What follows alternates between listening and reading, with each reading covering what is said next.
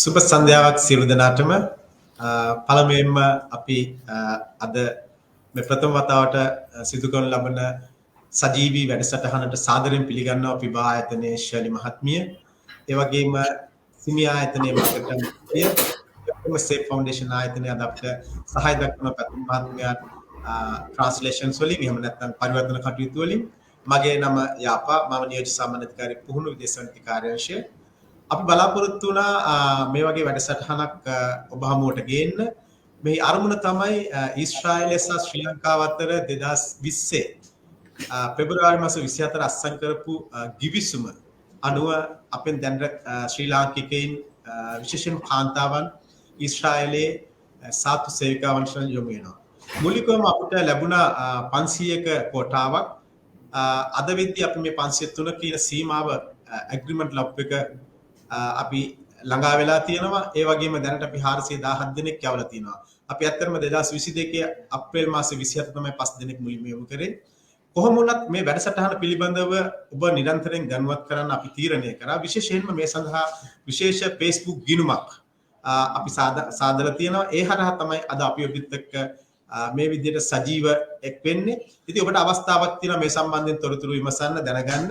ඒ සම්බන්ධයෙන් ඔබට හැකියාවක් තියෙනවා ඔබගේ පැන ඉදිරිපත් කරන්න. ඒ සඳහා අවකාශය තියෙනවා. අපිට හැකි සෑම අවස්ථාවකම අපි ඔබට ඒ සඳහා පිළිතුරු ලබා දෙනවා. සරලව අපි කිව්වොත් එහෙම මේ වැඩසටහන සඳහා මේ දක්වා 2815 දෙනෙක් ඉදිරිපත් වෙලා තියෙනවා.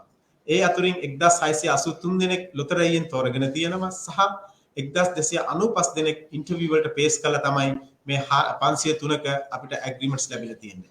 කොහොම වුණත් මේ පිළිබඳව දීර්ඝ සාකච්ඡාවක් විස්තරයක් අපි පැයක් ඔබත් එක්ක සාකච්ඡා කරනවා. ඒ සම්බන්ධයෙන් සම්පත් දායකත්වය දක්වනවා ඊශ්‍රායල් රාජ්‍යයෙන් සිමි ආයතනයෙන්. මම තවදුරටත් කතා කරන්න යන්නේ නැහැ මොකද අපිට කෙටි කාලයක් තියෙන නිසා මම I kindly invite Miss Shirley Fiba. She's the focal point from the Israel side to address you because I just explained Miss Shirley what's our objective today and what we are going to do today. So the floor is to you. Thank you. Thank you very much, Mr. Yapa, and welcome everyone for this very unique seminar and orientation that we are doing together with the SLBFE, the Bureau in Sri Lanka, to the applicants that are willing to come to work in Israel. I guess you need to translate me. There is any need to translate me? Mr. Pathum, can you please translate? Sure. සියලුම දෙනාට සුබ දවසක් ප්‍රාර්ථනා කරනවා. ඒත් එක්කම විශේෂයෙන්ම පිබා ආයතනයේ ශර්ලි මහත්මිය මම හිතන්නේ සියලුම දෙනා සාදරයෙන් පිළිගන්නවා මේ අවස්ථාව සඳහා සහභාගී වීම සම්බන්ධයෙන්. ඒත් එක්කම මේ වැඩසටහන පිළිබඳව මොන ආකාරයෙන්ද සිද්ධ වෙන්නේ මේ වැඩ කටයුතු කොහොමද සිද්ධ වෙන්නේ කියන එක සම්බන්ධයෙන් දීර්ඝ වශයෙන් මේ කෙටි කාලය තුලදී සාකච්ඡා කරන්න බලාපොරොත්තු වෙනවා. Okay. So, as I explained, my name is Shiri Raisin. I'm the director of the Bilateral Agreement Division in PIBA, in the Population and Immigration Authority in Israel, and I am in charge of implement the bilateral agreement that Israel have with the government of Sri Lanka for the recruitment of caregivers to Israel, home-based caregivers to Israel, and this is the legal way to come and to work in Israel. එතුමින් සඳහන් කරනවා එතුමිය තමයි Shirley මහත්මිය තමයි ඊශ්‍රායලයේ වෙනුවෙන් ඊශ්‍රායලයේ පිබා ආයතනයේ වෙනුවෙන් මේ අපි කියනවා බයිලැටරල් ඇග්‍රීමන්ට් එකක් එහෙම නැත්නම් ද්විපාර්ශ්වීය මේ ගිවිසුමට අත්සන් කරලා තියෙන්නේ ශ්‍රී ලංකා රාජ්‍යයත් එක්ක. එතකොට එහා සම්බන්ධ සම්පූර්ණ ඒ සම්බන්ධය ගොඩනගන්නේ මෙතුමියගේ මේ පිබා ආයතනයත් එක්ක.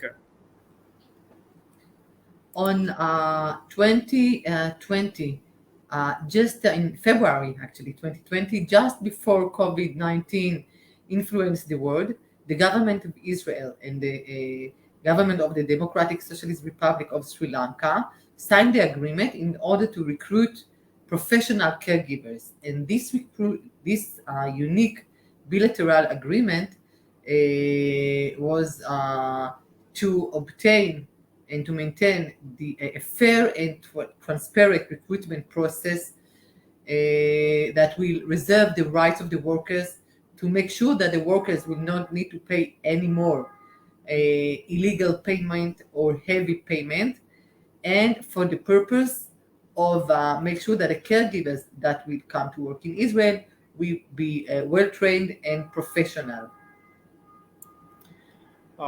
දෙදා අවසරෙන් මේ ගිවිසුම අසංකරනත් එක්කම ශ්‍රී ලංකා රජය සහ මේ ඊශ්‍රායලයේ පිබා ආයතනය තවදුරටත් මං හිතන්නේ නීති විරෝධී ලෙස වෙනත් ආයතනත් එක්ක එකතු වෙලා මේ සාතු සේවිකා හා සම්බන්ධ රැකියා සඳහා ඊශ්‍රායලයට යන්න අවශ්‍ය වෙන්නේ නැහැ. මොකද රජය සමග මේ ඇති කරගෙන තියෙන මේ නීතිගත කරලා තියෙන මේ සහයෝගීතාවත් එක්ක මං හිතන්නේ ඔබට පහසුවෙන් අවස්ථාව තියෙනවා ශ්‍රී ලංකා විදේශ සේවා නියුක්ති කාර්යාංශයයි ඒත් එක්කම ඊශ්‍රායලයේ පිබා ආයතනයත් එක්ක එකතු වෙලා ඊශ්‍රායලයේ සාතු සේවිකාවක් සේවකයෙක් විදිහට සම්බන්ධ වෙන්න රැකියාව ලබා ගන්න. The purpose of this Facebook Live is to explain you about the process of recruiting and coming to Israel to work as caregivers, and also about the working condition of the caregivers in Israel, and information about the job. මේ Facebook live එකේ යන්න ප්‍රධානම හේතුව තමයි ඊශ්‍රායලයේ සාතු සේවක සේවිකාවක් විදිහට රැකියාවක් ලබා ගැනීමේදී කොහොමද ඒ කාරණය සිද්ධ වෙන්නේ, විශේෂයෙන්ම මේ රටවල් දෙක අතර තියෙන මේ ගිවිසුමත් එක්ක කොහොමද මේක නිසි ආකාරයෙන් සිද්ධ වෙන්නේ, මේ ක්‍රියාවලිය සිද්ධ වෙන්නේ කියන එක ගැන පැහැදිලි කරන්න තමයි මේ වගේ සෙෂන් එකක් මේ විදිහට ලෑස්ති කරන්න හේතුව. So as I said, the purpose is to make sure that the worker will come to work in Israel will be well trained and professionals. And according to the agreement, the applicants that can request to come to work in Israel must have practical training of NVQ level 3 or above in a SLBFE training center or other training center that we together with Mr. Yapa agreed to receive the applicants that graduate those training centers like BTC training center or the Sri Lanka Bureau for Employment or a hospital in Colombo, and we are willing to extend the approval training center that the people that train there will be able to apply to come to work in Israel. මේ වැඩසටහන යටතේ විශේෂයෙන්ම බලාපොරොත්තු වෙන්නේ ඊශ්‍රායලය සඳහා විශේෂයෙන්ම සුදුසුකම් ලත් නියමාකාර සුදුසුකම් ලත් උදාහරණයක් විදිහට ගත්තොත් සාතු සේවක සේවිකා NVQ level 3 කියන ක්වොලිෆිකේෂන් එක සමත් වෙලා විශේෂයෙන්ම විදේශ සේවා නියුක්ති කාර්යාංශයේ යටතේ ක්‍රියාත්මක වෙන පුහුණු ආයතන තියෙනවා විශේෂයෙන්ම කොළඹ සහ ඒ තදාසම ප්‍රදේශවල ඒ පවත්වාගෙන යන පුහුණු පාඨමාලා සාර්ථකව අවසන් කරන සියලු දෙනාට මේ සඳහා අවස්ථාව තියෙනවා. ඒත් එක්කම ඒ තෝරා ගැනීමේදී ක්‍රියාපටිපාටියක් තියෙනවා. ඒ ගැනත් ඉදිරියේදී විස්තර කරනවා. Also nurses, people that have been trained as in a nursing in Sri Lanka will be able to come to work in Israel. And for all of the applicants, it doesn't matter if they have a nursing training or NVQ level 3 or above training, all of the applicants must have an intermediate level of English language skills. එදෙකම විශේෂයෙන් සඳහන් කරන්න ඕන nursing හා සම්බන්ධ වෙලා ඉන්න nursing experience තියෙන කට්ටියටත් විශේෂයෙන්ම ඊශ්‍රායලයේ මේ සාතු සේවක සේවිකාවන් විදිහට සම්බන්ධ වෙන්න පුළුවන්. ඒ සඳහා විශේෂ අවස්ථාව උන්ට තියෙනවා. Also, the applicants must be between age of 25 to 45 years old, and they need to successfully complete at least 10 years of schooling. Those applicants, the applicants that are willing to come to work in Israel, should never previously work in Israel, do not have parents in Israel, spouse, partners, children that currently working or residing in Israel. They should also be physically and mentally ill, no criminal record, of course, and no drugs or alcohol abuse. ඒත් එක්කම විශේෂයෙන් සඳහන් කරන්න ඕන මේ වැඩසටහන සඳහා සම්බන්ධ වෙන්න පුළුවන් සාත්තු සේවක සේවිකාවන් විශේෂයෙන්ම වයස අවුරුදු 25ත් 45ත් අතර විය යුතුයි. ඒත් එක්කම වසර 10ක් අඛණ්ඩව පාසල් අධ්‍යාපනය ලැබපු අය වෙන්න ඕන. ඒත් එක්කම මීට පෙර ඊශ්‍රායලයේ සඳහා ඊශ්‍රායලයේ සාත්තු සේවක සේවිකාවක් විදිහට සහභාගී නොවුන කෙනෙක් වෙන්න ඕන. ඒත් එක්කම ඔබ සාතු සේවක සේවිකාවක් විදිහට සම්බන්ධ වෙනවා නම් විශේෂයෙන්ම ශාරීරිකව සහ මානසිකව හොඳ තත්ත්වයක ඉන්න ඕන. අපි කියනවා physically mentally fit කෙනෙක් වෙන්න ඕන. Okay. So if you meet those criteria and we are willing to come to work in Israel, please let me elaborate a little bit about the recruitment process. So the recruitment process start with the advertise of SLBFE. Maybe you saw any advertise in the website of SLBFE or in other place, and you apply and to SLBFE, and SLBFE will check your applicants and do a preliminary check that you fulfill the pre-condition. This is the first steps. මේ වැඩසටහන සඳහා සම්බන්ධ වෙනකොට මේකේ පළවෙනි පියවර තමයි පළවෙනි අවශ්‍යතාවය තමයි ශ්‍රී ලංකා විදේශ සේවා නියුක්ති කාර්යාංශයෙන් ඇඩ්වර්ටයිස්මන්ට් එක දාන්න. ඇඩ් එක පළ කරනවා ඔවුන්ගේ නිල වෙබ් අඩවිය හරි එහෙම නැත්නම් ප්‍රධාන ජනමාධ්‍ය තුල.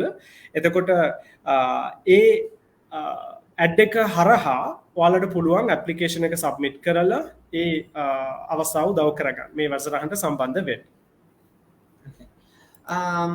SLBFE sent FIBA all the information, the necessary information about the applicants that apply, and according to SLBFE, the bureau they meet the prerequisite.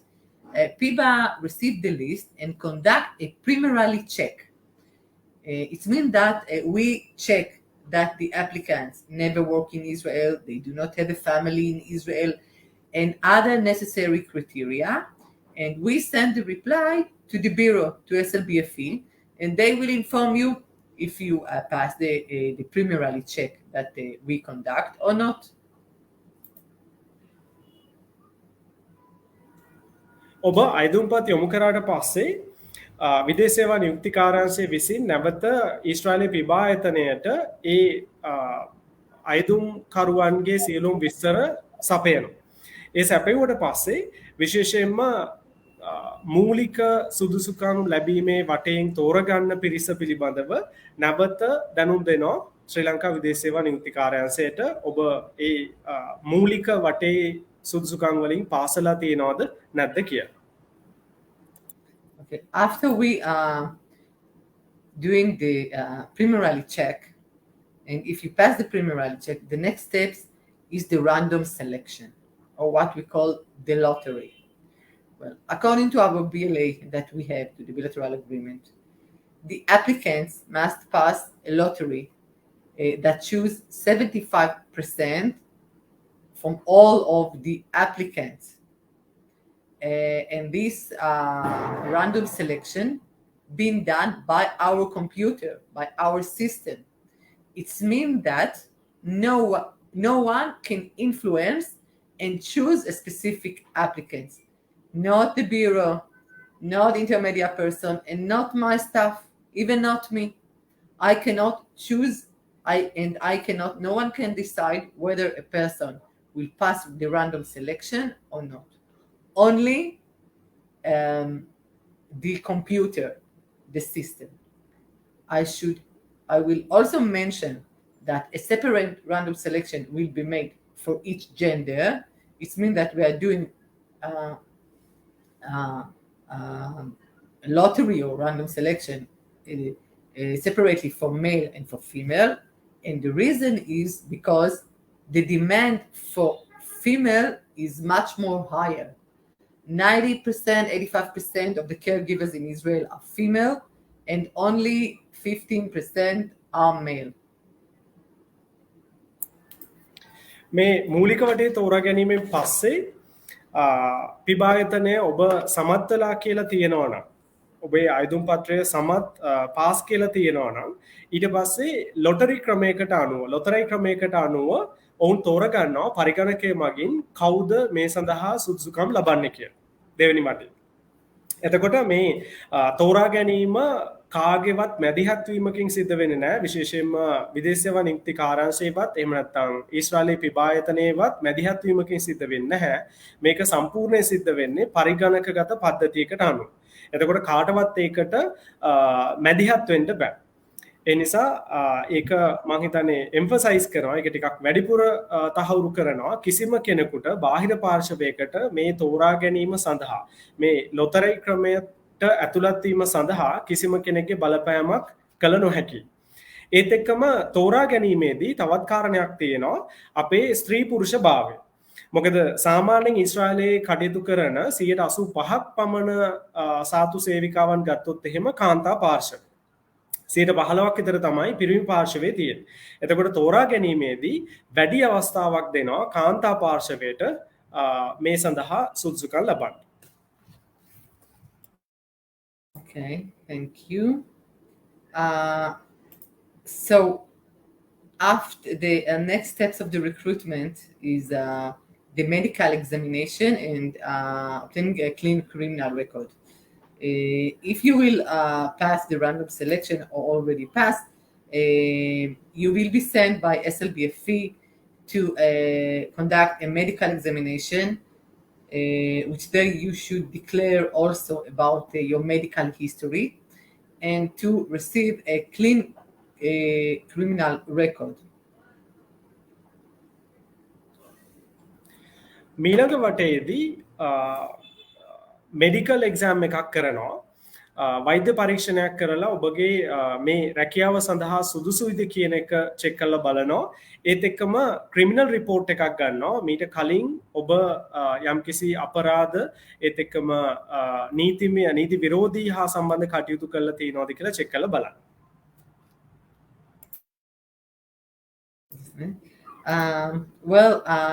After the medical examination and receiving clean criminal record, those who will pass the medical examination and criminal record will be invited to an interview. And the interview, actually, this is the heart of the process, and I will elaborate it a little bit. Please. මේ medical exam එක සහ criminal record එක check කරාට පස්සේ ඊළඟ වටේට තේරෙන සියලුම දෙනා ඒ වෛද්‍ය වාර්තා අරගෙන ඊට පස්සේ අපරාධ පිළිබඳව ඒ ඉතිහාසය අරගෙන ඒකෙන් සමත් වෙන පිරිස මීළඟට සම්මුඛ පරීක්ෂණ සඳහා කැඳවුම් කරනවා. So as I start to explain, all applicants that pass the random selection will be invited to a record interview. The interview will be done by an NGO, SIMI, with the partners in Sri Lanka, a Safe Foundation. The interview is recorded on the system. During the interview, the applicants, you will need to actually to fill a computerized questionnaire, and you will be asked during the interview and the questionnaire some questions about your background, about the previous job experience, about the training that you have, and other relevant questions that will assist the private bureau and also the patient in Israel to decide whether you are able to they would like to invite you to come to Israel or not. සම්මුඛ පරීක්ෂණයේදී විශේෂයෙන්ම ඊශ්‍රායලයේ සිමි ආයතනයත් ඒත් එක්කම safe foundation කියන ආයතනයත් එකතු වෙලා තමයි මේ ලංකාවේ සම්මුඛ පරීක්ෂණ පවත්වන්නේ. විශේෂම කාරණය මේ සම්මුඛ පරීක්ෂණ හැම දෙයක්ම වීඩියෝ එකක් විදිහට රෙකෝඩ් කරන්න. රෙකෝඩ් කරලා සිමි ආයතනයට යවනවා ඒ ඉන්ටර්විව් හැම එකක්. ඊට පස්සේ ඒ ඉන්ටර්විව් එක තුලදී ඔබ සියලුම දෙනාට සිද්ධ වෙනවා පරිගණකගත ප්‍රශ්නාවලියක් පුරවන්න. විශේෂයෙන්ම මීට කලින් රැකියා ස්ථානවල තොරතුරු සම්බන්ධයෙන් ඒත් එක්කම ඔබ ගැන තොරතුරු ඒත් එක්කම ඔබ ලබපු පුහුණුව විශේෂයෙන්ම මේ සාතු සේවකයෙක් සේවිකාවක් විදිහට ඔබ ගත්ත පුහුණුව සම්බන්ධයෙන් තොරතුරු ඒකෙදි විමසනවා. The interview is in English language, so you should be prepared. And please understand, the interview is your business card. On base of the interview, you will be invited to come to work in Israel. So we should recommend you to speak slowly and clearly. Answer question honestly and truthfully. It's okay to say that you don't know, and it's okay to say that you do not agree for everything. Be honest during the interview. Don't declare. Don't have a speech. Answer the question that you've been asked. It's very important. Sometimes we see applicants that they were asked one question and they gave like 4, 5, 6 minutes answer. Don't do that. Answer. There are many questions on the interview. Answer what you've been asked for. මේ සම්මුඛ පරීක්ෂණය සම්පූර්ණයෙන් පැවැත්වෙන්නේ ඉංග්‍රීසි මාධ්‍යයෙන්. ඒත් එක්කම මෙතනදී විශේෂයෙන්ම බලාපොරොත්තු වෙන්නේ ඔබ හරියට සම්මුඛ පරීක්ෂණයට මුහුණ දෙනවද? විශේෂයෙන්ම ඔබගේ අවංකභාවය. ඔබ නිවැරදි තොරතුරුද සපයන්නේ කියන කාරණය. ඒත් එක්කම ඉන්ටර්විව් එකේදී අහන ඒ විශේෂයෙන්ම ඒ සම්මුඛ පරීක්ෂණය තුලදී ඔබෙන් අහන සියලුම දේවල් වලට නිසි ආකාරයෙන් පිළිතුරු ලබා දෙන්න, හරියට ප්‍රශ්නය තේරුම් අරගෙන නිවැරදි පිළිතුරු ලබා දෙන්න, අවංකව පිළිතුරු ලබා දෙන්න කියන කාරණය මතක් කරගන්න. The interview will be recorded and will be saved on a very specific system that PIBA developed. Also, the questionnaire will be saved on this system. The private bureau in Israel have a password and surname for this specific system, and they can watch the interviews and the questionnaire. And they have a social worker that already met the PWD, the patient actually, the people with disabilities, that you will take care of them, and they know which criteria what to they are searching for a caregiver for the patient in Israel. And if they found, they watch an interview and they think that this person is suited to come to work in a specific patient, they send a link from the system to the email of the a patient or his family, and the patient and the family can watch the interview and be impressed from you.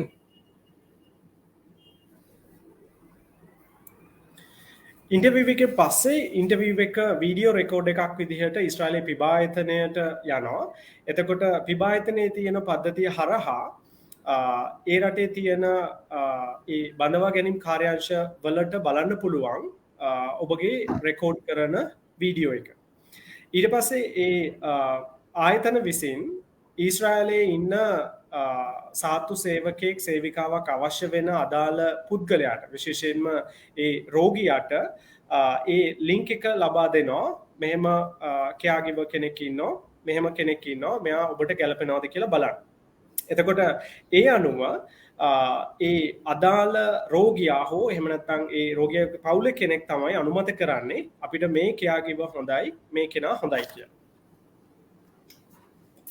The family of the patient or the patient themselves, they watch the interview and they decide which caregiver, which applicant to invite to come to work with them as caregivers.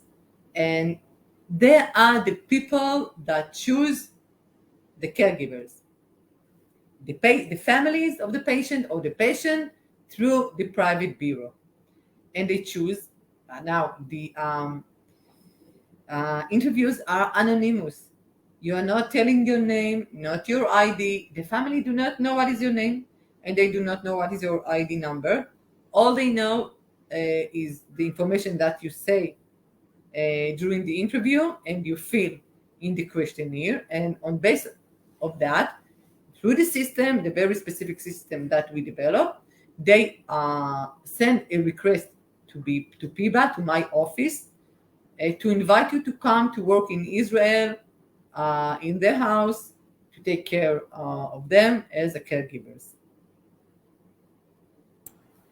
I can also mention that usually the caregivers who answer honestly and truthfully are those who will be invited to come to work in Israel.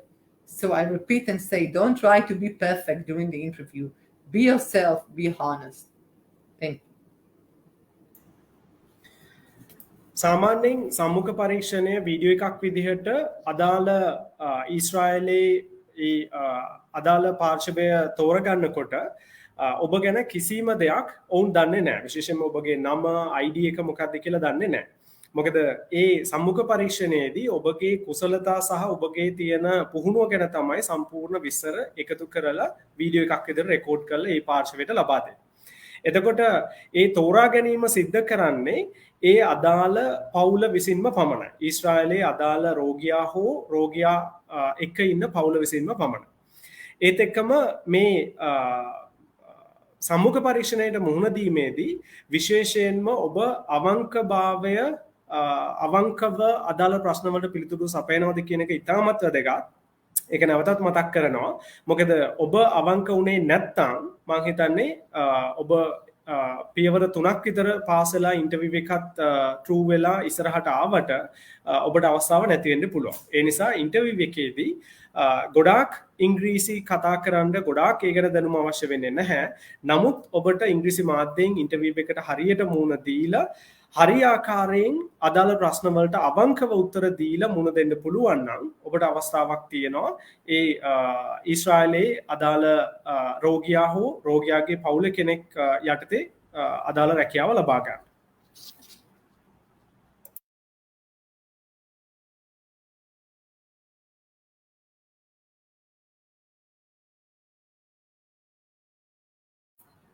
Shirley, I think you're on mute. Thank you very much. The purpose, as I explained before, of the bilateral agreement is to prevent illegal payment and illegal fees.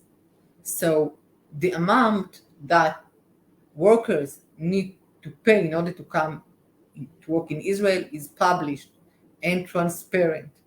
Please be aware and do not believe to any promise that if you will pay some amount of money, you will come to work in Israel. Because we have the random selection.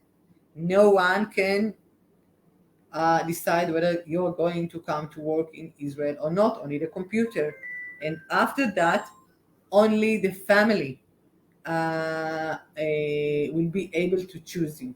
So we are, of course, we forbid to pay illegal payment.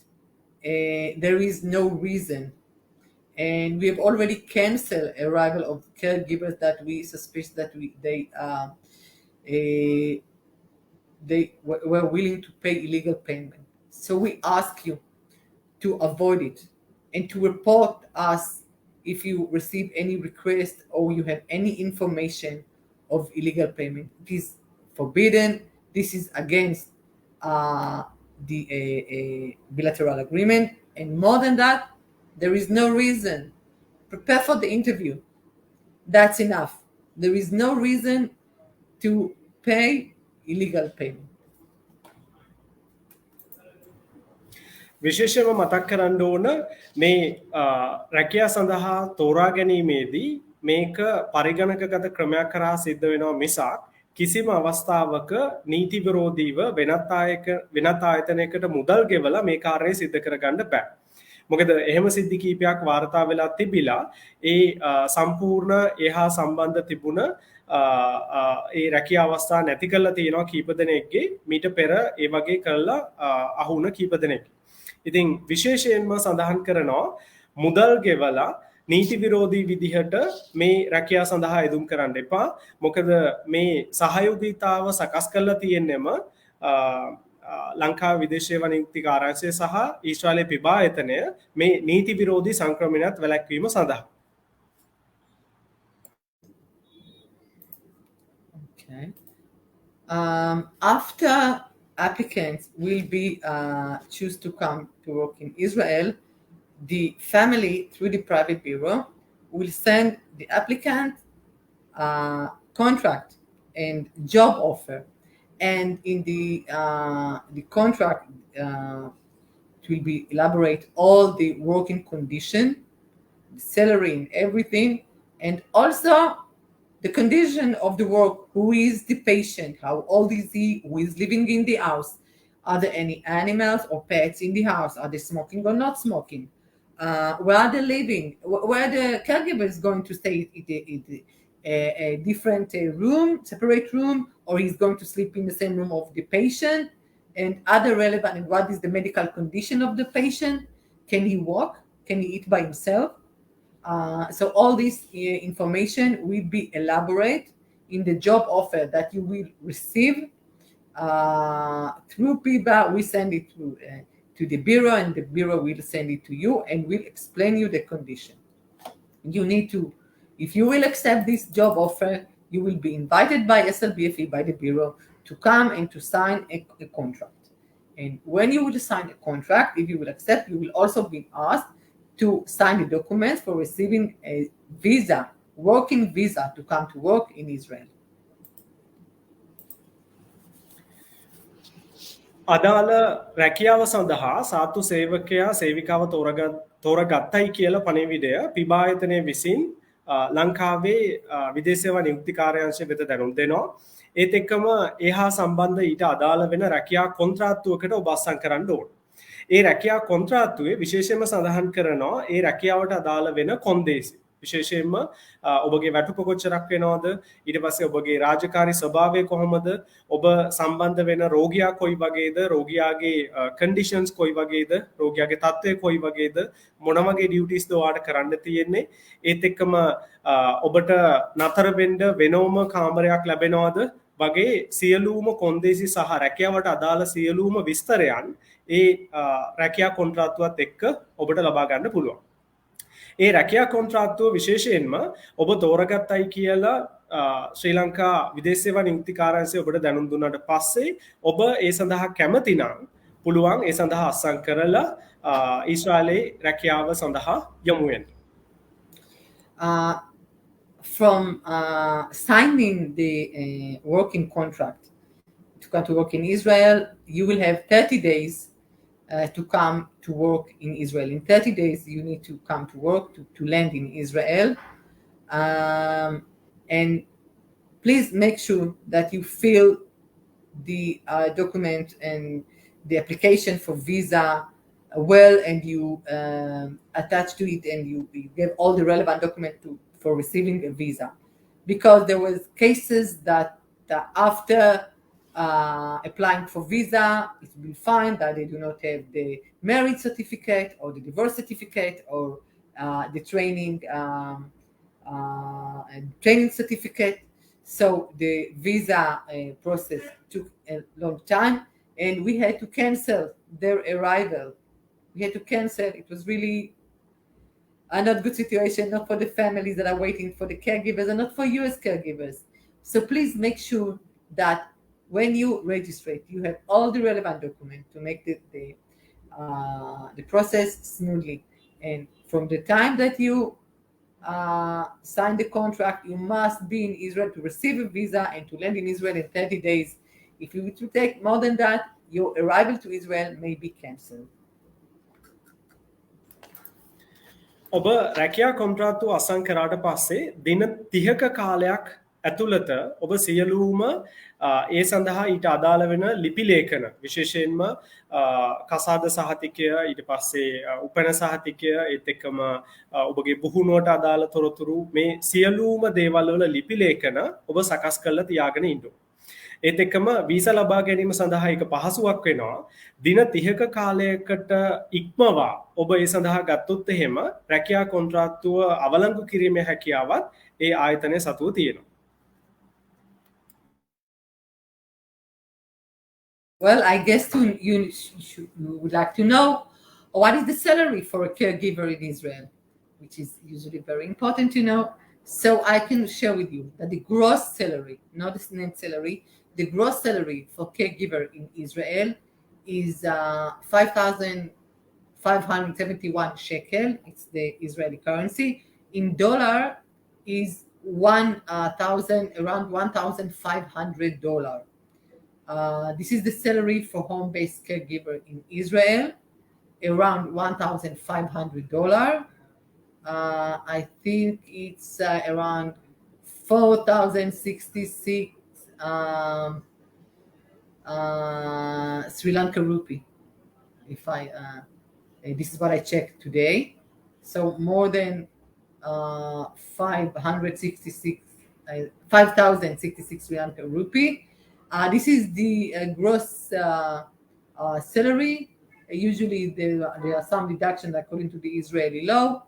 Around, I think, it depends, but let's say no more than around $300, $200.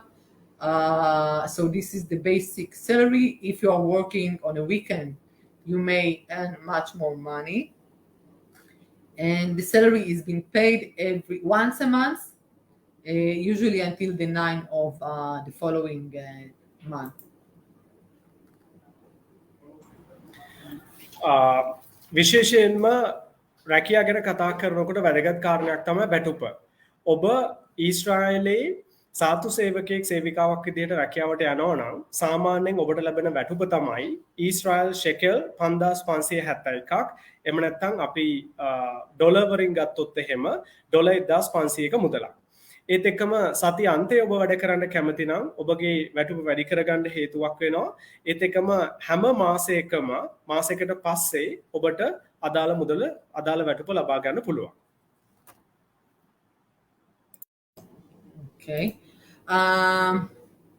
Also, very, very basically, the worker will be able to receive 16 paid vacation days a year. It means that 16 days a year, each year that you are able to go to vacation, and meet your family, traveling to Sri Lanka, spend in Israel, whatever you choose, every year 16 days that you will pay for that. You will not work and you will pay for that. And also more 9 holidays, holidays that you will be able to not work on those days and to receive salary like you work.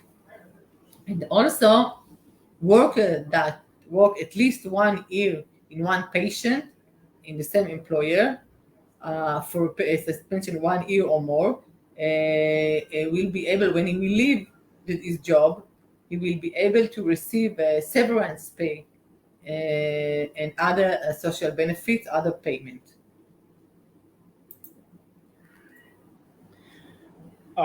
සේවය කරනකොට ඉතාමත් වැදගත් කාරණයක් නිමාඩු සම්බන්ධයෙන් ඔබට වැටුප් සහිත නිමාඩු ලබා ගන්න පුළුවන් දින 16ක කාලයක්. ඒත් එක්කම වසරකට වඩා වැඩි කාලයක් වැඩ කරන කෙනෙකුට තවත් අමතර දීමන වැටුපට ලබා ගත හැකියි. During your work in Israel, you will have a medical insurance. The employer must arrange you a medical insurance that will, with the medical insurance, you will be able to receive medical treatment in Israel. The medical insurance will be paid by the employer, but he will be able to deduct some amount from your salary, in which it's a fixed amount. They cannot deduct more than the amount that set in the Israeli regulation for the medical insurance. It should be emphasized that the medical insurance do not cover formal medical situation. If you have any problems, the medical in your country, you suffer from the back or other medical problems, the medical insurance will not pay for that, for the treatment. So you should know that. And also, it should be mentioned that a caregiver who is ill in Israel and will not feel well, he will not be able to work, he will be able to receive salary during the day that he is sick and not working, but not for all of the days, and this is according to the Israeli regulation.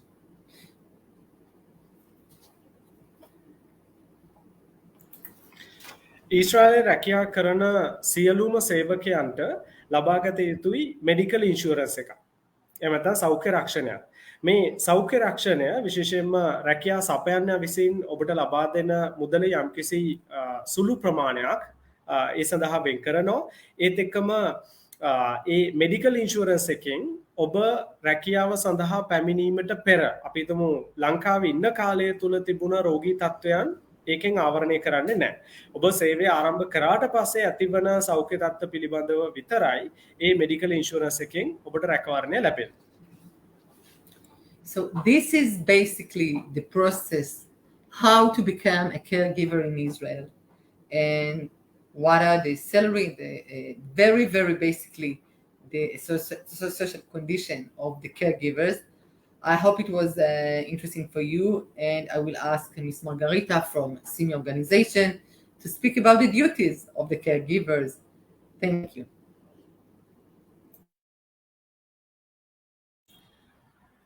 ගොඩක් ස්තුතියි ඔබ සියලුම දෙනාට. මීළඟට රැකියාවේ ස්වභාවය පිළිබඳව විස්තර කිරීම සඳහා ඊශ්‍රායලයේ සිමි ආයතනයේ මාගරිටා මහත්මියට අවස්ථාව ලබා දෙන්න. Thank you, everybody, and good to see you all, and to see that many people join to watch this session. Very exciting moment for us. Hope it is a good opportunity also for you to learn.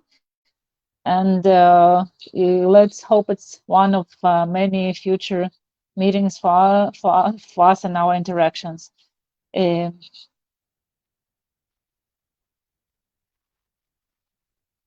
Mr. Pathum? මම සියලුම දෙනා බොහොම සාදරයෙන් පිළිගන්නවා. ඒත් එක්කම අපිත් එක්ක එකතු වෙලා ඊශ්‍රායලයට සාතු සේවක සේවිකාවන් විදිහට බලාගෙන ඉන්න සියලුම දෙනාට සුබ පතනවා මම අපිත් එක්ක එකතු වෙලා මේ වැඩසටහනට සම්බන්ධ වෙන්න කියලා. Thank you. My name is Margarita, and I'm a Senior Deputy Director, non-governmental organization in Israel here that assists to PIBA to implement bilateral agreement with Sri Lanka.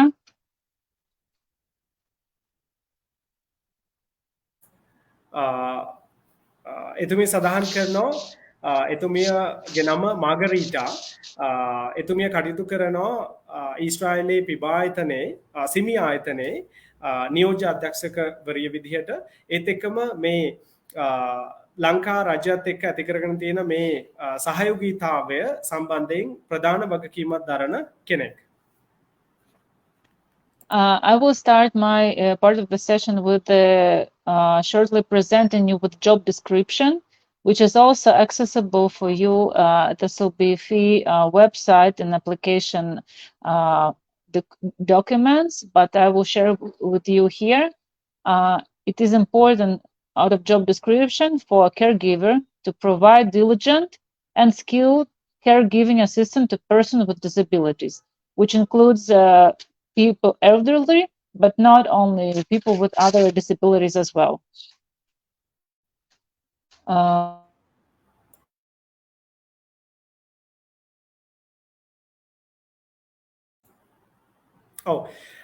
මෙතනදී මම සඳහන් කරන්න බලාපොරොත්තු වෙනවා ඔබ ඊශ්‍රායලයේ ඉන්න රෝගියෙක්ව රැකබලා ගන්න එන සාතු සේවකයෙක් සේවිකාවක් විදිහට මෙම රැකියාවේ මොන වගේ කාර්යයන් ඉටු කරන්න තියෙනවද? රැකියා විස්තරය පිළිබඳව තොරතුරු ඉදිරිපත් කරන්න. Now, what this assistance means, it includes, first of all, carrying out, assisting to people with disabilities to carry out activities of daily living, which includes household management and assisting with reasonably required personal needs of those people, which are dressing, bathing, cleaning, toileting and diapering, food preparation, cooking, eating, feeding, cleaning up, giving prescribed medications, supervision, lifting sometimes, transferring, cleaning of people with disabilities living quarters, purchases, laundry, and accompanying them outside of home. මූලිකව ගත්තොත් ඔබට සාතු සේවකයෙක් සේවිකාවක් විදිහට ගෙදරක තියෙන සියලුම කාර්යයන් විශේෂයෙන්ම අපි රෝගියෙක් එක්ක කටයුතු කරනකොට රෝගියාගේ ඇඳුම් ඇඳවීම ඊට පස්සේ කෑම කැවීම කෑම සෑදීම ඊට පස්සේ නෑවීම වගේ දේවල් පිරිසිදු කිරීම රැකබලා ගැනීම ඊට පස්සේ වෛද්‍යවරුන් අනුමත කරලා තියෙන බෙහෙත් ලබා දීම වගේ මූලික කාරණා ටික අනිවාර්යයෙන්ම ඉටු කළ යුතුයි. Now, in addition to that, those are basics, but of course they should be adjusted to each and a single human being and person and patient that you are supposed to assist. But also, please notice that there are special duties for each patient that usually are very detailedly described in Annex A to the standard employment contract. And also examples of those documents you can see being uploaded on the Sri Lankan Bureau for Foreign Employment website.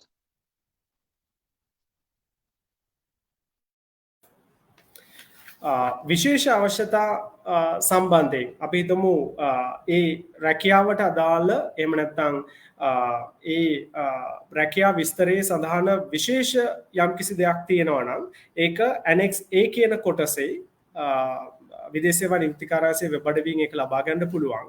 Annex A කියන කොටසේ ඒ සියලුම අමතර කාරණා සඳහන් වෙනවා.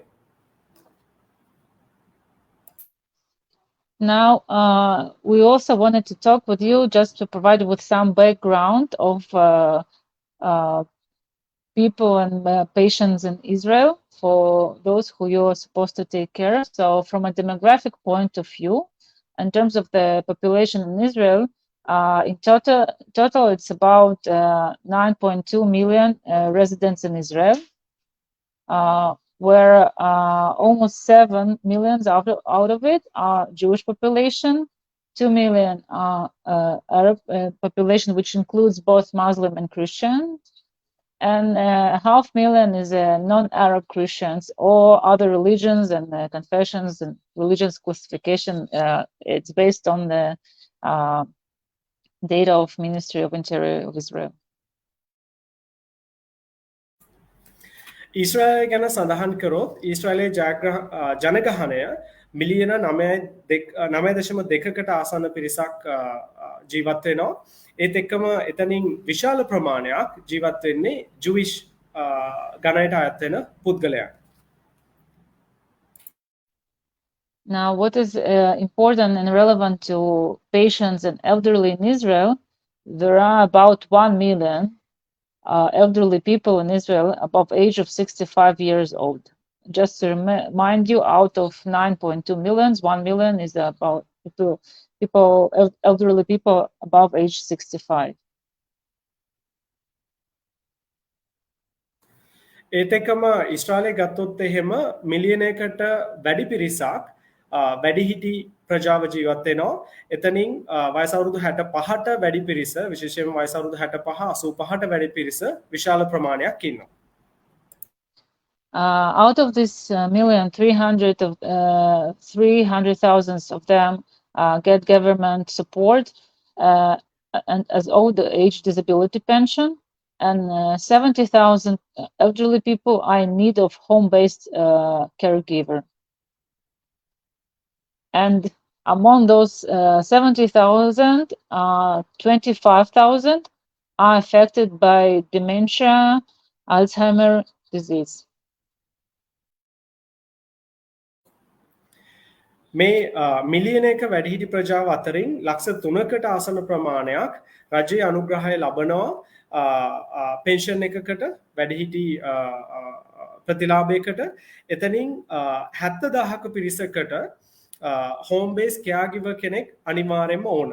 ඒ ලක්ෂ 3ක පිරිසකගෙන් 70,000ක පිරිසකට අනිවාර්යයෙන්ම හෝම් බේස් කෙයාගිවර් කෙනෙක්ගේ අවශ්‍යතාවය තියෙනවා. ඒත් එක්කම එතනිනුත් 25,000ක වගේ ප්‍රමාණයක් විශේෂයෙන්ම ඩිමෙන්ෂියා සහ ඇල්සීමර් කියන රෝගයෙන් පීඩා විඳිනවා. Now, usually 75 plus years old are in need of some assistance, but quite independent. Yes, so we just want to also provide you an understanding and a variety of needs of patients. So usually those who are 75 years old and more, they need some assistance, but more or less they're dependent, while people who are above age 85 and more, they need the higher need of assistance as a caregiver, and more of them are affected by dementia, Alzheimer disease. Percentage-wise, 80% of them women and 20% men.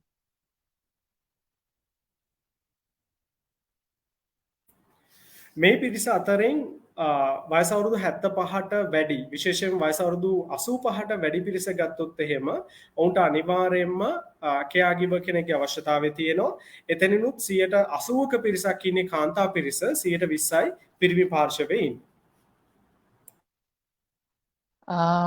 Now another parameter for you to know that major part of those who are need assistance, 70% live in the center of the country, and about 30% live in periphery.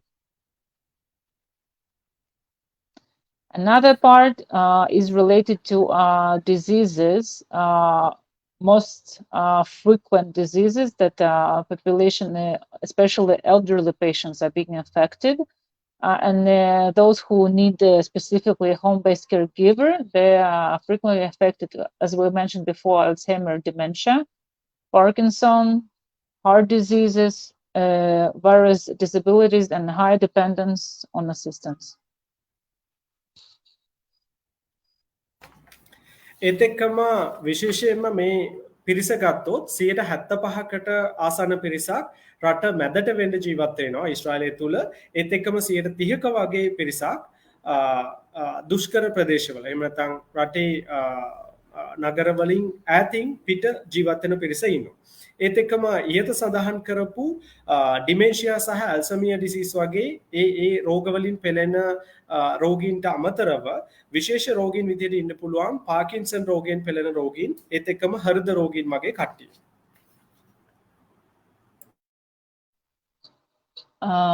Now we are moving to another part, which is also important for you to keep in mind, to be ready when you're thinking about working abroad and assisting as a home-based caregivers. There is a very important part in all people's life, but of course your patient's life is related to food and kitchen.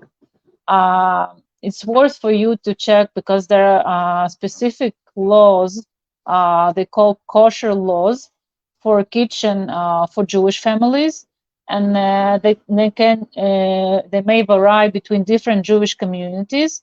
But just to get for you a general idea, it's worth for you to go online, put kosher food, kosher laws, and find out what it says. The same thing about Muslim families. If you are not familiar with Muslim tradition, it's worth for you to check halal laws for food and kitchen. And generally speaking, it's worth to mention that this sensitive subject for many people, they have, each person have unique rules about its own or her own household. So is something that, you know, also good for you to be minded when you before your arrival and when you start your work here in Israel, as well as in addition to this sensitivity and their cultural or religious limitations and personal preferences, there can be also dietary restrictions. And, you know, for those cases, you might need also specific guidance for your patient's condition. රෝගියාව රැකබලා ගැනීම කියද්දි විශේෂයෙන්ම ඒ අදාළ රෝගියාට සත්කාර කරනකොට ඒකේ ප්‍රධාන කාරණයක් වෙනවා ඔවුන්ට ලබා දෙන කෑම බීම පිළිබඳව විශේෂයෙන්ම මේ කුසී සිද්ධ වෙන වැඩ කටයුතු පිළිබඳව විශේෂ අවධානයක් යොමු කිරීම විශේෂයෙන්ම මේ ජුවිෂ් ප්‍රජාව විශාල ප්‍රමාණයක් ජීවත් වෙන්නේ ජුවිස් ප්‍රජාව ඔවුන්ගේ ආහාර ක්‍රම විශේෂයෙන්ම මේ කෝෂ ආහාර විධි ක්‍රම පිළිබඳව පොඩි අධ්‍යයනයක් කරලා එන එක හොඳයි කියලා කියනවා. මොකද බහුතරයක් ප්‍රජාව මේ කෝෂ ආහාර ක්‍රමවලට සම්බන්ධ ආහාර නිතරම භාවිතා කරන නිසා ඒත් එක්කම හලාල් නීතිය සම්බන්ධෙනුත් පොඩ්ඩක් විසර තොරතුරු දැනගත්තා නම් හොඳයි. ඒත් එක්කම විශේෂයෙන්ම ඒ ආහාර විධිත් එක්කම යන තවත් කාරණයක් තමයි ඒ සංස්කෘතිය. ඊශ්‍රායලයේ තියෙන සංස්කෘතිය ඒත් එක්කම එක එක රෝගියාට විශේෂ අවධානය යොමු කිරීම. ඒ අදාළ රෝගවලට අනුව කොහොමද අපි විශේෂ අවධානය යොමු කරන්නේ විශේෂ සත්කාර කරන්න කියලා ඒ ගැන හොඳ අවබෝධයක් ලබා ගත යුතුයි. ඒ කොන්ට්‍රැක්ට් එක සයින් කරනවත් එක්කම සහ ඒත් එක්කම ඒ රැකියාව ලබාගත් පසුත්.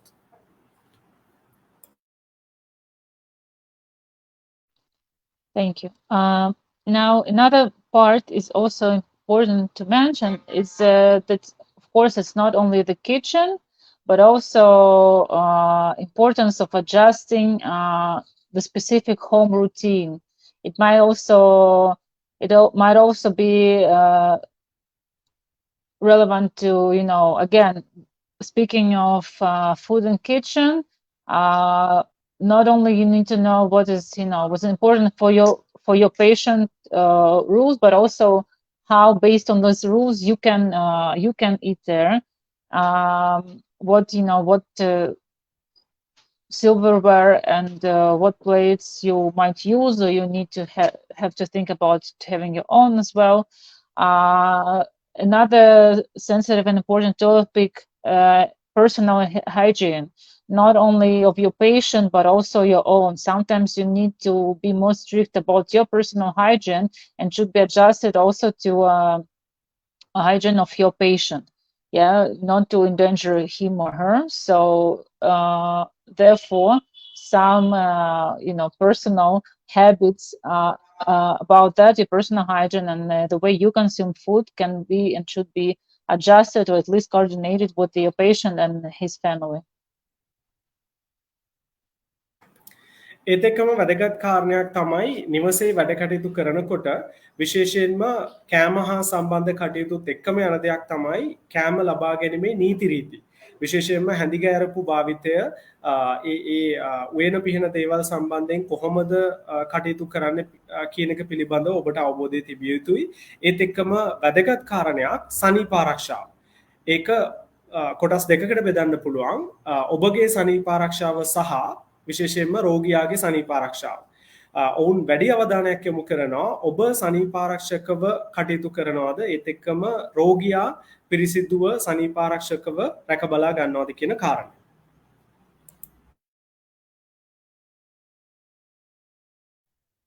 Now, one of the major milestones, and I would say even the most important thing in this whole it works him and this arrangement for you as a personal and home-based caregiver and a personal patient for you is building and developing the relationship with your patient.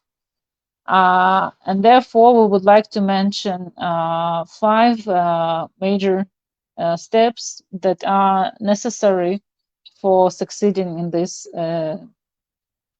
journey and with creating this relationship success in successful way. First of all, step 1 is creating good communication. Step 2, coordinating of expectations. Step 3, building trust. That's something that takes a while. It's not something that can be done in a day, in a minute, but it is very, very important. Step 4 is creating the caregiving alliance. Yes, so you are creating this caregiving alliance sometimes with the patient himself or herself, also with the family, everybody who is capable of thinking and providing care for your patient, and not only you're creating a successful team, and you together thinking what would be the best way to provide care for your patient. And of course, don't exclude the patient himself or herself out of planning this care providing. And step 5, which we partially mentioned but not fully, taking into consideration also social and cultural components. Those are important. Please mind that you are coming to a different culture, you're coming from different culture yourself. Those are social component and needs for your patients sometimes to see friends and family. So there are many components that should be taken into consideration, and we thought it is very important to mention today as well. රෝගියා සමග කටයුතු කිරීමේදී ඉතාමත් වැදගත් කාරණයක් තමයි රෝගියාත් එක්ක ඒත් එක්කම රෝගියා ඉන්න පවුලත් එක්ක ඒ නිවසේ ඉතාම සහයෝගයෙන් සමීප සම්බන්ධතාවයක් ගොඩනගාගෙන කටයුතු කිරීම. මේකට පියවර 5ක් මම දෙන්න කැමති. මේක පියවර 5ක ක්‍රියාවලියක් විදිහට දක්වන්න. පළවෙනි පියවර තමයි ඉතාමත් හොඳ sannivedanayak ඔබ රෝගියා සමග සහ රෝගියාගේ පවුලයා සමග ඇති කරගත යුතුයි. දෙවෙනි පියවර ඔබ හොඳ සහයෝගීතාවයක් රෝගියා සහ රෝගියාගේ පවුලේ අය සමග ඇති කරගත යුතුයි. තුන්වෙනි කාරණය තමයි හොඳ විශ්වාසයක් රෝගියා සහ රෝගියාගේ පවුලේ අය සමග හොඳ විශ්වාසයක් ගොඩනගා ගැනීම. ඊට පස්සේ තුන්වෙනි කාරණය තමයි විශ්වාසයත් එක්ක ඔබ ගොඩනගාගත යුතුයි රෝගියාට හොඳම සත්කාරය කරන්නේ කොහොමද? හොඳම කෙයා එක දෙන්නේ කොහොමද? රෝගියාට හොඳම සත්කාරය ලබා දෙන්නේ කොහොමද? සමහර වෙලාවට ඔබට පවුලේ කට්ටිය ගොඩාක් හිතවත් වෙලා ඉන්නවා නම් පවුලේ කට්ටියගේ සහයෝගයත් ඒකට ලබා ගන්න පුළුවන්. අන්න ඒ වගේ කොහොමද ඔබ අර මේ සාත්තු සේවය ඉතාමත් හොඳින් හොඳ සහයෝගයෙන් කරන්න කියන කාරණය කරන්න. ඊට පස්සේ පස්වෙනි කාරණය තමයි විශේෂයෙන්ම ඔබ යන්නේ ටිකක් වෙනස් විදිහේ සමාජ පරිසරයකට වෙනස් විදිහේ සංස්කෘතියක් තියෙන රටකට. එතකොට දැනට ඔබේ තියෙන සංස්කෘතිය සහ ඔබ යන්න බලාපොරොත්තු වෙන රටේ සංස්කෘතිය දෙකක්. ඒ දෙක පිළිබඳව සමාජීය සහ සංස්කෘතිමය තියෙන වෙනස්කම් පිළිබඳව අවබෝධයක් ලබා ගැනීම සහ ඒ වෙනසට මුහුණ දෙන්නේ කොහොමද කියන එක පිළිබඳව ඔබ හොඳින් සූදානම් විය යුතුයි.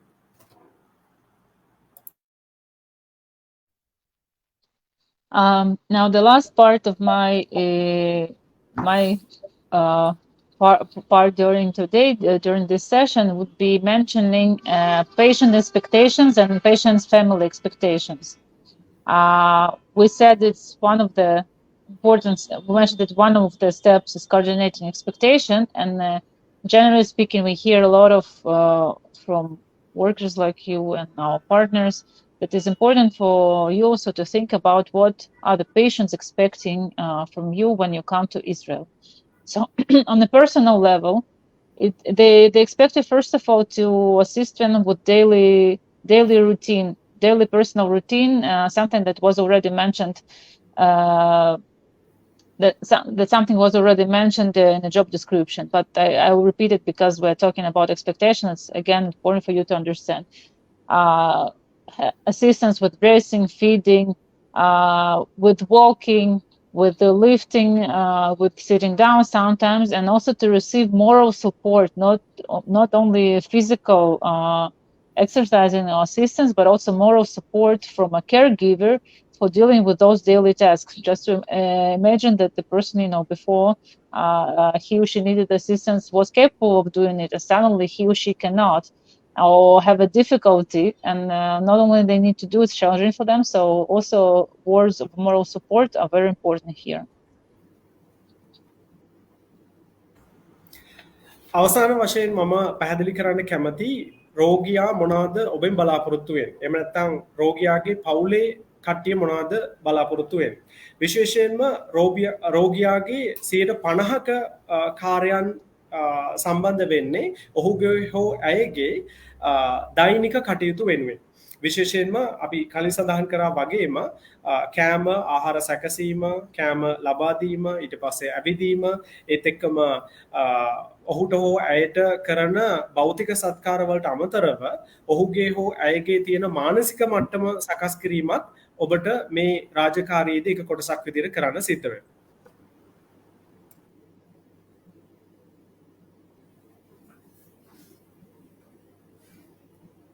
Sorry, just have something technical here.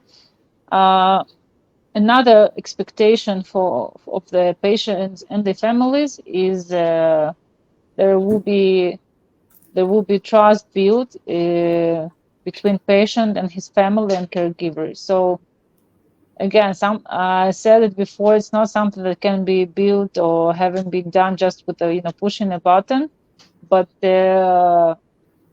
both patient and his or her family members, if there are, they expect of a caregiver to be able to build with them relationship that would build on a trust.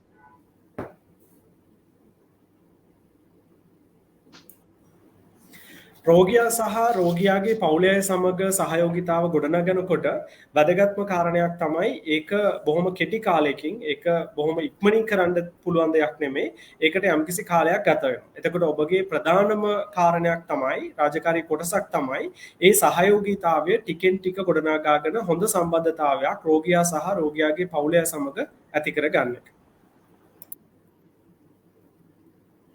Now, in addition to assisting with the personal routine tasks, there are also two additional aspects that is worth to mention as from expectations of patient and his or her family. One is related to taking care of patient's household, cleaning up, fixing things, assisting with maintaining a household, something that maybe again in the past they were able to take care of and nowadays not.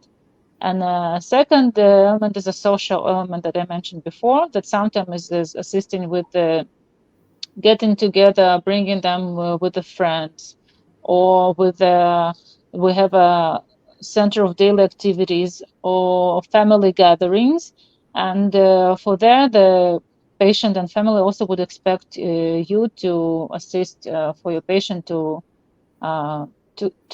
get there and to participate. So also to have some sort of social life as well.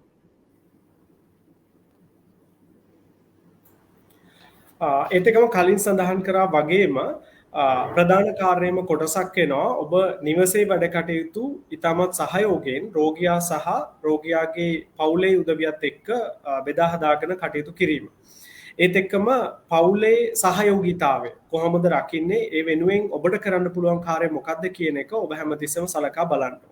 විශේෂයෙන්ම මේ සමාජයක් විදිහට ඔවුන්ගේ සංස්කෘතියට අනුගත වෙලා කොහොමද අපි කටයුතු කරන්නේ කියන එක පිළිබඳව ඔබට හැකියාව තිබිය යුතුයි.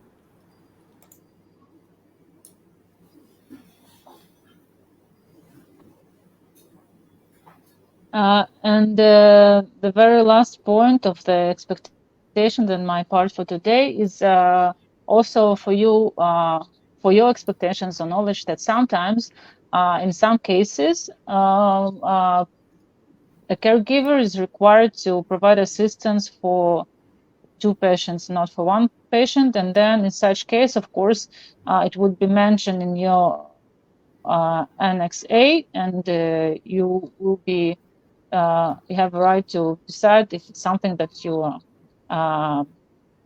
can and capable of doing and willing, of course. That is it for my part, and thank you again, everybody, my colleagues, and all who came to listen. And I'm giving back the floor to Ms. Julie from PIBA and Mr. Yappa from SLBFE to see if there are some we have a few more minutes to address maybe some of the questions that we received in chat. ඒත් එක්කම caregiver ගේ පැත්තෙන් තියෙන කාරණයක් වෙන්න පුළුවන්. එකවර රෝගීන් දෙන්නෙක් රැක බලා ගන්න වෙනවද කියන වගේ අවස්ථාවක්. එතකොට ඒ වගේ විශේෂ අවස්ථාවකදී ඒ පිළිබඳව ඔබට ලැබෙන ඇග්‍රීමන්ට් එකේදී ගිවිසුමේදී ඒ ගැන සඳහන් කරනවා ඔබට ඒක එකඟ වෙනවද නැද්ද කියන එක ඒ අවස්ථාවට අනුකූලව තීරණ ගත හැකි. ඒත් එක්කම එතුමි සඳහන් කරනවා එතුමිගේ කතාව අවසන් කරනවා විශේෂයෙන්ම සියලුම දෙනා ස්තුතිවන්ත වෙනවා මේ අද දවසේ සම්බන්ධ වෙලා වැඩසටහන සාර්ථක කරන්න සම්බන්ධ වුණු සියලුම දෙනා. Thank you very much. With the short time that we have, with your permission, I will try to answer the questions that we have. During the time that Margarita spoke, I read the questions, so I will try to answer them. Of course, not all of them, but the main of them. And after that, I would ask Mr. Yapa will want to add more things.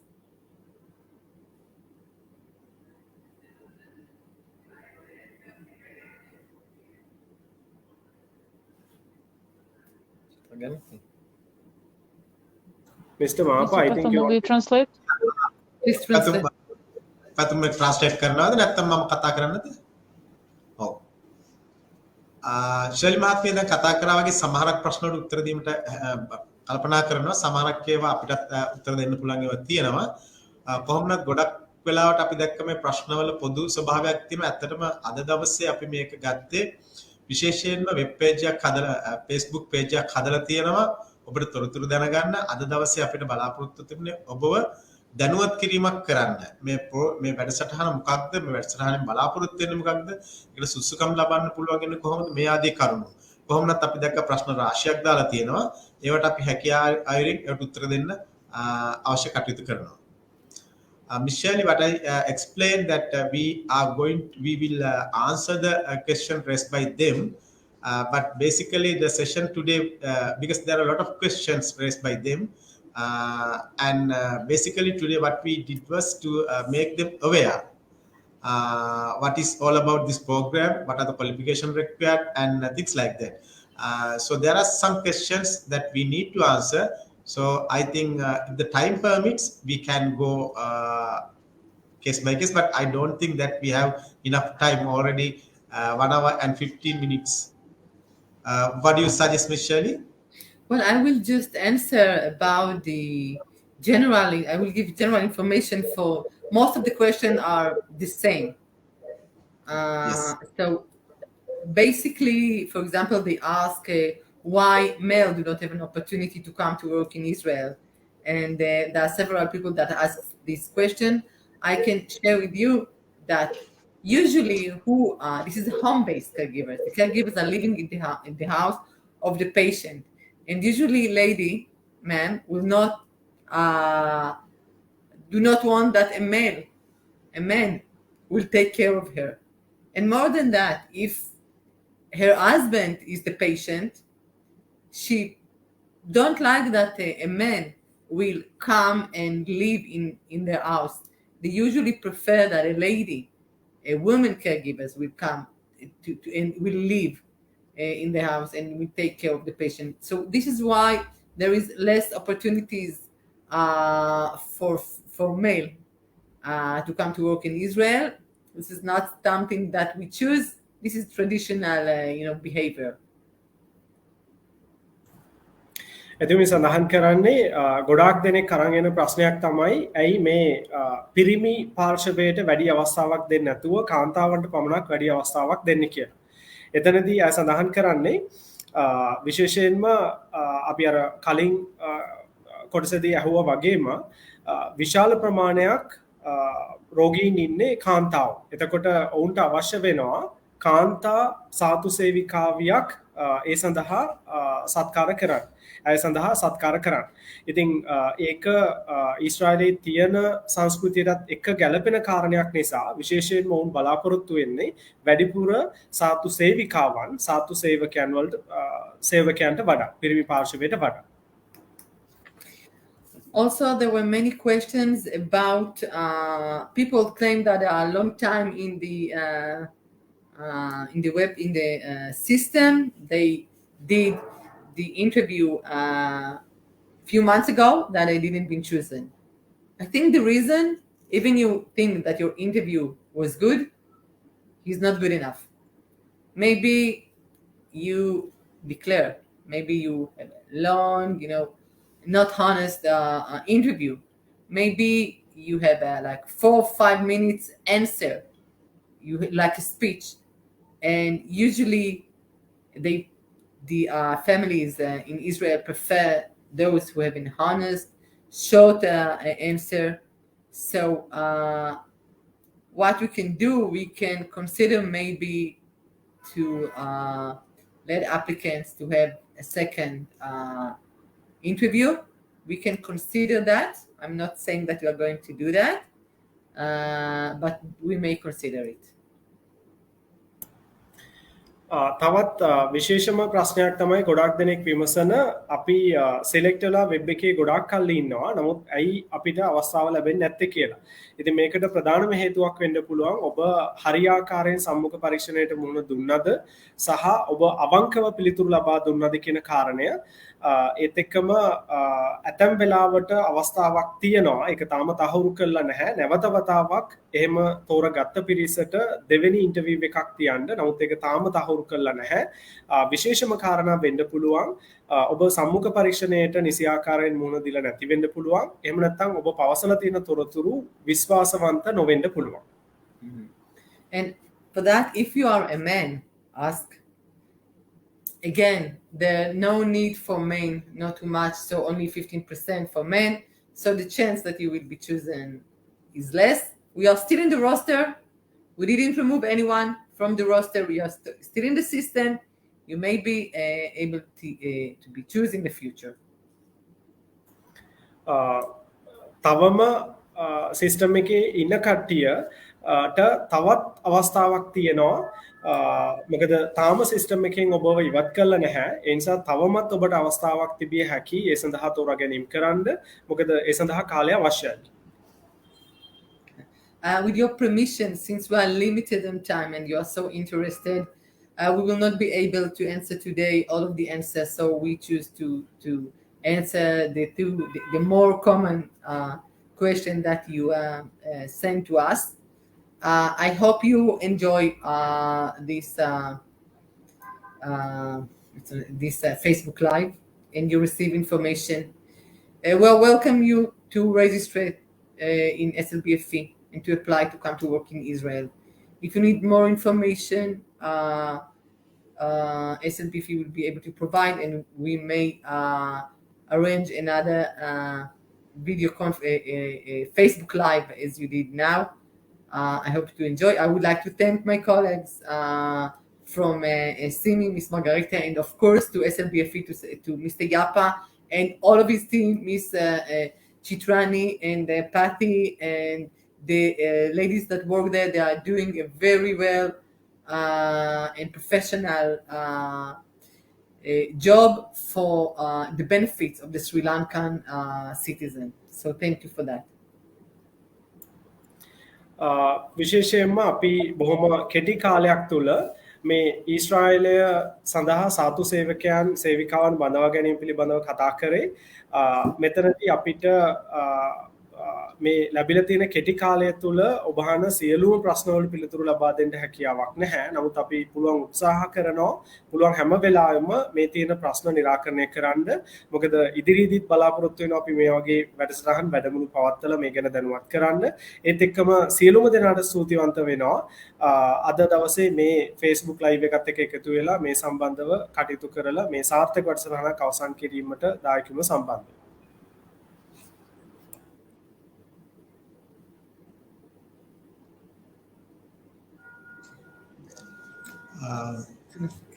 With that, is it permitted to bind the session so I can make the conclusion remark in the sinhala? Yeah. Right. Mr. Yapa, just also thank you please to Safe Foundation and also Mr. Pathum who very patiently translated us during this long session. Yes. definitely. බොහොම ස්තුතියි වෙන අද අපිත් එක්ක සම්බන්ධ වුණා මම හිතන්නේ 400කට වැඩි ප්‍රමාණයක් පළවෙනි දවසේම මේ live Facebook update එකත් එක්ක අපි සියලු දෙනාගේ ඔබතුමියන්ලාගේ ඒ තිබුණු ප්‍රශ්න අපි තාමත් හොඳින් අපි ඒවට අහුම්කම් දෙනවා සහ කරන්න පුළුවන් සාධාරණ ඉෂ්ට කරන්න කටයුතු කරනවා පිබා ආයතනය සහ සිමි ආයතනයත් එක්ක ඒත් එක්කම කියන්න වැදගත්ම දේ තමයි මෙවැනි විශේෂ Facebook ගිණුමක් හදලා මේ දේ කරන්න යෝජනා කරේ පිබා ආයතනය සහ ඒ සම්බන්ධයෙන් පූර්ණ දායකත්වය සිමි ආයතනය ලබා දුන්නා සහ ඊට අනුබද්ධ ලංකාවේ තවත් ආයතනයක් තියෙනවා ඒගොල්ලෝ තමයි මේ වැඩසටහන මෙහෙවන්නේ ඒ වගේම සේෆ් ෆවුන්ඩේෂන් ආයතනයේ පැතුම් මහත්මයා හර්ෂ මහත්මයා සියලු දෙනාම එකට සහ සම්බන්ධ වුණා සහ හොඳ දායකත්වයක් ලබා දුන්නා විශේෂයෙන්ම අපි නැවතවතාවක් ස්තුතිවන්ත වෙන්න ඕනි ශරි මහත්මියට එතුමිය තමයි පිබා ආයතනයේ මේ සම්බන්ධයෙන් පූර්ණ වැඩිහත් වීම සහ ලිසි බලධාරය විදිහට කටයුතු කරන්නේ ඒ වගේම සිමි ආයතනයේ මාගරිටා මහත්මිය තමයි මේ දේවල් සිදු කරන්නේ සියලු දෙනාටම අපේ විශේෂ ස්තුතිය පුද කරන කාර්යාංශය පැත්තෙන් සහ අපි තවදුරටත් බලාපොරොත්තු වෙන ඔබත් එක්ක මෙවැනි වැඩසටහන් ඉදිරියේදී කරගෙන යන්න. ඒ තුළ අපි බලාපොරොත්තු වෙන්නේ ඔබේ දැනුම වර්ධනය කරගන්න සපට අවශ්‍ය තොරතුරු නිවැරදි ආකාරයෙන් ලබා දෙන්න. මොකද මේ අවස්ථාවේදී යම් ආකාරයක අර ඉංග්‍රීසි භාෂාවේ අවශ්‍යතාවය මූලික අවශ්‍යතාවය පතුමහත් වෙන හොඳින් අනාවරණය කරන නොහැකුණක තැනකදී මම ඒක දැක්ක හැබැයි ඉංග්‍රීසි භාෂාව ඉතාමත් වැදගත් කියන කාරණාව අපි ඔබ සියලු දෙනාම හොඳින් අවබෝධ කරගන්න ඕනේ මේ අවස්ථාවේදී. අපි ගොඩක් දුර අවසාන වශයෙන් ශෛලි මහත්මිය කිව්වේ ඔබ ඇත්තටම හොඳින් කරා කියලා කිව්වට සමහරක් වෙලාවට ඒ කරපු දේ හොඳ නැතුව ඇති. ඒක නිසා වෙන්නේ නැති මේ තත්ත්වය තෝරා නොගැනීම තියෙන්නේ. ඒක නිසා වැඩි අවධානයක් ඒ සඳහා යොමු කරන්න. ඉතින් වැඩි වෙලාවක් ගන්න සියලු දෙනාටම සුබ සන්ධ්‍යාවක් ප්‍රාර්ථනා කරමින් අද දවසේ වැඩසටහනක් මෙතනින් නිමාටපත් කරනවා. So thank you everyone who joined today and we are almost to close the session. The first session we had live session and we are going to close it. Thank you so much. Have a good evening for all of you. Thank you. Thank you. Thank you very much, everyone. Thank you, everybody. You enjoy. Thank you, Mr. Yapa. Thank you, Fatam. Bye-bye.